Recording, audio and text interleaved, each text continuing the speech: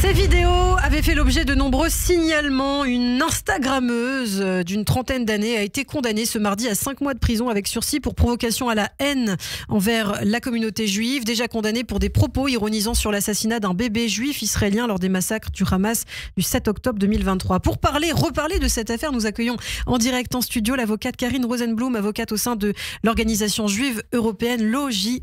Bonjour Karine. Bonjour Ilana. Merci beaucoup d'être avec nous en studio, en direct. Alors, c'est une véritable saga autour de cette tristement célèbre Warda, donc cette Instagrammeuse, comme vous dites. Est-ce que vous pouvez nous rappeler brièvement qui est-elle et les faits qui lui sont reprochés, donc dans deux affaires qui sont distinctes? Alors, c'est une saga dont on se serait bien passé. Et malheureusement, c'est une petite saga de notre quotidien de l'antisémitisme sur les réseaux sociaux. Une énième saga après le 7 octobre. Mais malheureusement, il ne faut pas oublier qu'on en a eu avant, qu'on en a depuis, et que le monstre et l'hydre n'est pas prête de s'arrêter, surtout avec la prolifération sur les réseaux sociaux. Dans son cas, c'est elle qui effectivement s'était illustrée, si je puis dire, le terme n'est pas mérité pour elle, pour avoir ironisé sur la cuisson du bébé dans le four, tout le monde s'en souvient. À cette période-là, on était en novembre, on était à peine un mois après le 7 octobre. Elle était dans une compulsion de messages sur les réseaux sociaux, Snapchat, Instagram, et on a plusieurs vidéos qui ont fait l'objet de condamnations. Une première condamnation, toutes les condamnations ne sont pas définitives, elle a interjeté appel dans tous les cas. Première condamnation dont on avait parlé en 2023, où elle avait été condamnée pour apologie du terrorisme pour les faits liés au bébé.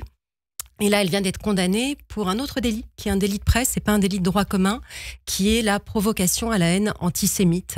Elle a été condamnée mardi à une peine d'emprisonnement avec 5 mois de sursis, ce qui est une peine importante en matière de droit de la presse, puisque ce délit-là obéit à des règles particulières qui ne sont pas les règles du code pénal, avec des plafonds de peine.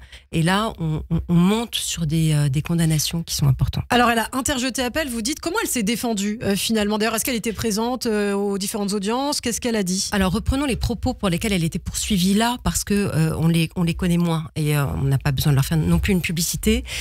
On est en présence d'un jugement emblématique parce que ces propos appelait notamment à la chasse aux sionistes.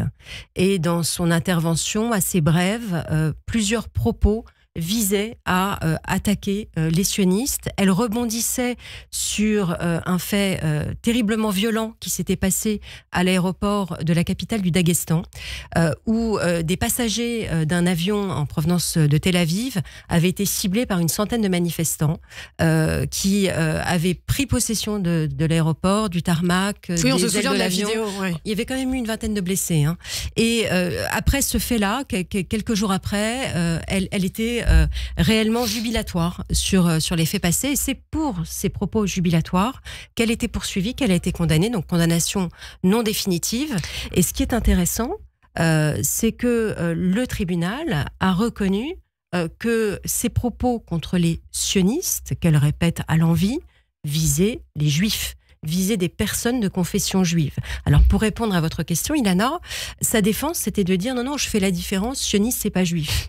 Personne ne s'y est trompé. Ni le procureur, lors de l'audience qui s'est tenue au mois de février, qui a bien insisté sur le contexte en disant on n'est pas dupe, ce sont les juifs qui sont visés quand elle parle de sionistes.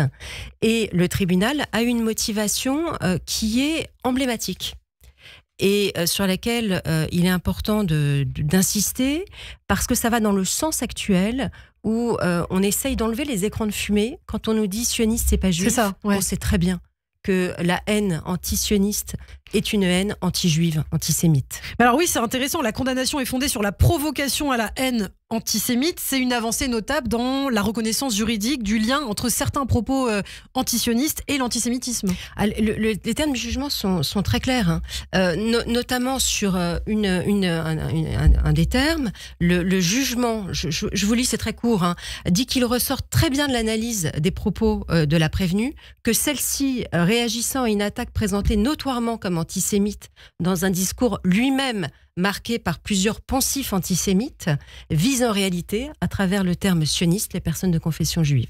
Donc on est vraiment sur un jugement emblématique qui s'inscrit dans une lignée.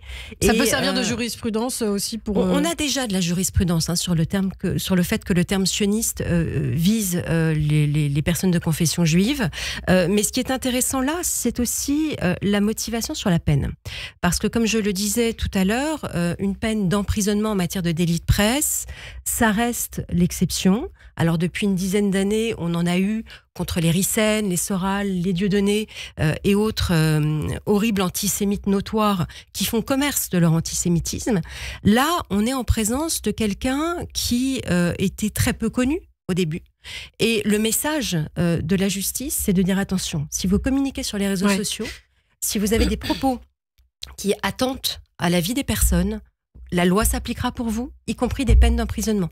Vous pensez être monsieur, madame, tout le monde, vous pensez être des influenceurs, des instagrammeurs, tout ce que vous voulez. Attention à ce que vous dites, on ne peut pas tout dire sur les réseaux sociaux. C'est ça qui est intéressant parce qu'on dit les influenceurs, alors moi je mets toujours de gros guillemets avant influenceurs, c'est des personnes qui ont 4000, 5000 abonnés, mais en fait leur parole est importante. Leur parole porte. Et d'ailleurs, autre point emblématique de ce jugement, pour motiver la peine d'emprisonnement, les juges ont indiqué, ont repris ce que nous, à l'Organisation juive européenne, on ne cesse de dire, c'est que la gravité de ces propos qui recourent, et là c'est repris dans le jugement, à une forme de violence aveugle envers les personnes de confession juive, favorise les passages à l'acte les plus graves contre la communauté juive. Et le tribunal a repris ce qu'on ne cesse de marteler, parce qu'on sait très bien que ça commence par des propos, par des mots, M-O-T-S, et ça finit par les mots, M-A-U-X, les plus graves, avec des passages à l'acte criminels ou délictuels, mais avec des violences physiques qu'hélas on connaît bien. Alors cette Instagrammeuse, vous l'avez dit, a fait appel des deux décisions. Qu'est-ce que ça signifie pour la suite ? On n'a pas encore fini d'entendre parler d'elle. On n'a pas fini d'entendre parler d'elle, puisqu'on va se retrouver devant la Cour d'appel de Paris, dans les deux dossiers. Donc la suite est à venir. Alors au-delà du cas Warda, il nous reste un peu de temps, Karine, est-ce que vous diriez que la justice française prend aujourd'hui finalement un peu mieux la mesure du discours antisémite qui peuvent être déguisés justement en opinion politique ? Alors on avance petit à petit, pas à pas. On doit comparer ces décisions-là avec d'autres décisions qui sont rendues ailleurs en France. Donc on a des condamnations. La bête noire qu'on avait jusque-là, c'était la liberté d'expression. On nous disait attention, au nom de la liberté d'expression, on peut tout dire. Non, on ne peut pas tout dire au nom de la liberté d'expression. Et j'en reviens à ce jugement-là, désolé d'être un petit peu technique, mais les juges ont souhaité aussi exprimer le fait que dans ce cas-là, il y avait une atteinte portée au droit à la liberté d'expression. Qu'à partir du moment où on profère des propos qui visent à propager ou à justifier de la haine contre des personnes physiques et qui risquent des passages à l'acte, on est dans la limite rouge franchie, non autorisée, et il n'y a plus de liberté d'expression dans ce cas-là. Et malheureusement, il y a encore beaucoup de travail sur les réseaux sociaux. C'est vraiment votre cheval de bataille à l'OJE. Alors, on a beaucoup de travail sur les réseaux sociaux, mais beaucoup de travail aussi pour que la justice passe systématiquement et pour qu'on comprenne, et c'est ce qu'on a vu là, que ces mots-là conduisent au passage à l'acte et qu'il faut tuer le problème dans l'œuf et faire en sorte que ces propos-là ne soient plus proférés, que les gens sachent que s'ils profèrent de tels propos, ils risquent une peine d'emprisonnement, ils risquent la confiscation de leur téléphone. Ça paraît être un détail à la marge, mais dans ce cas-là, les téléphones de madame de la prévenue ont été placés sous scellé, elle a demandé à les récupérer. Elle ne récupérera pas ses sacro-saints iPhone, je ne sais combien. Nul n'est au-dessus des lois, comme on dit. Merci beaucoup, Karine Rosenblum. Merci d'avoir été avec nous ce matin sur Radio J. Ne bougez pas, dans quelques instants.